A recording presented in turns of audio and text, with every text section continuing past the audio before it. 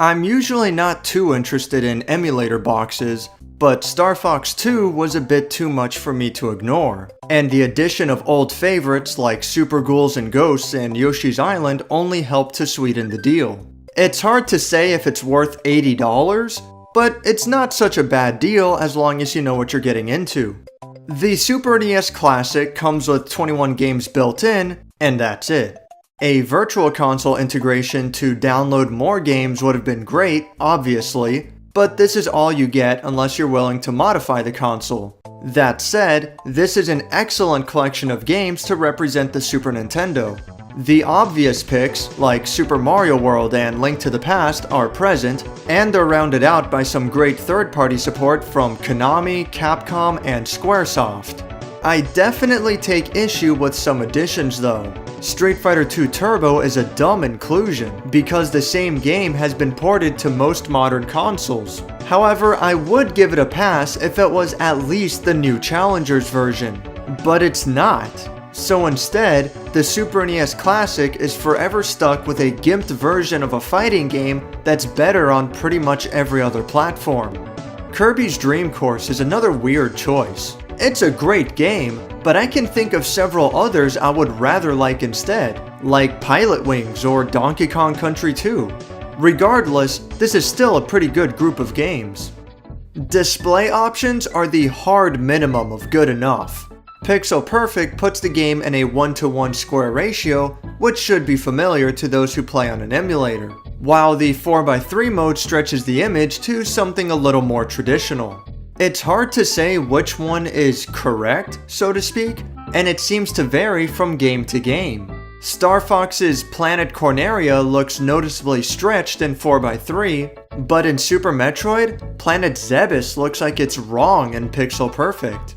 It's a similar case between Kirby Superstar and Dream Course as well. The differences aren't too much of a big deal, and sticking with one or the other should be just fine. But there really should have been an automatic setting for the system to recommend an aspect ratio based on each game. Scan lines can be placed over the 4:3 mode, and it looks okay. It should be pleasing to those who are into that. A variety of borders are also available, but they're all generic. I would have loved if there was a unique border for each game, kind of like the Super Game Boy, but it's alright as is. It's unfortunate that the display options end there. I know this isn't a FrameMeister, but I can't imagine it would be that difficult to allow the user to stretch the image a little more to reach the edge of the screen, or to adjust the scan lines a little bit. At the least, it looks really good through HDMI, which is a big deal for anyone who's tried hooking up an older console to a newer television. An original Super NES that's been modified with RGB connections probably looks better, but the Super NES Classic is a strong compromise that works right out of the box, and for a lot cheaper. There are also emulation features which allow for save states and rewinding, nothing that I can see myself using, but it's there and it works well. I was worried that the controller would be a cheap knockoff, but far from it. The new Super NES Classic controller literally feels like a 1:1 recreation of the original.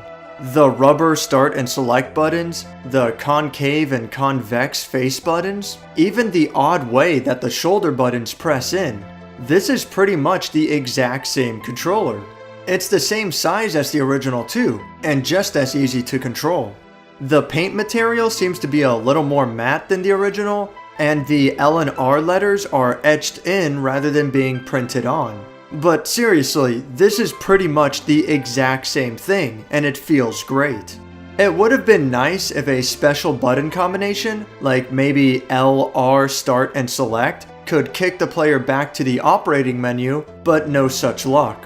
Instead, the console's own reset button needs to be hit, so it's inconvenient if it's placed too far from the player, and the short length of the cord certainly encourages this. Something that needs to be addressed is the input lag.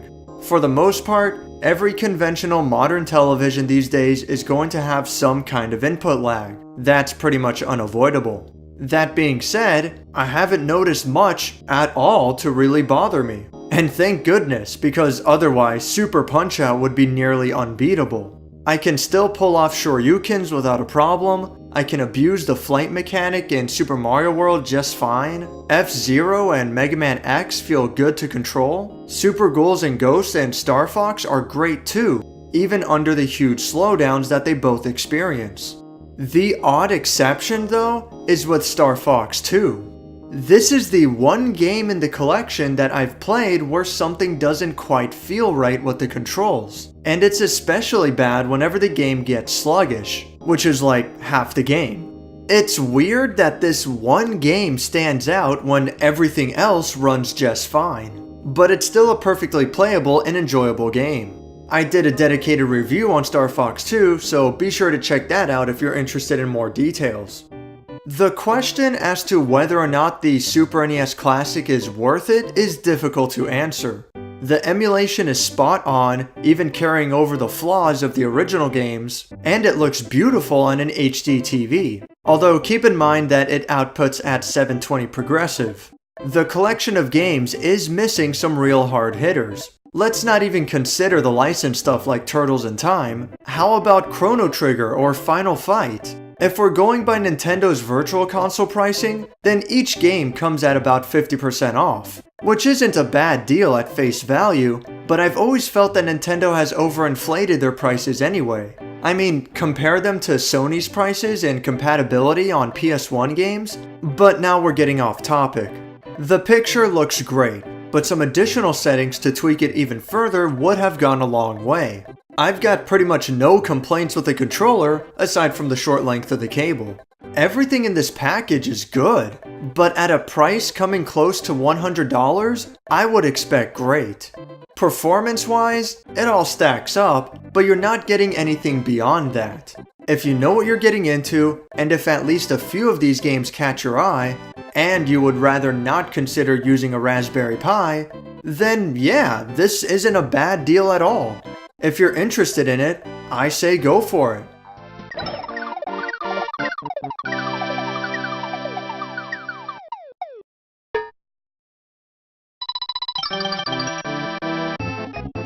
Thank you for watching my review on the Super NES Classic. If you enjoyed this video, click the like button. And if you'd like to see more, subscribe.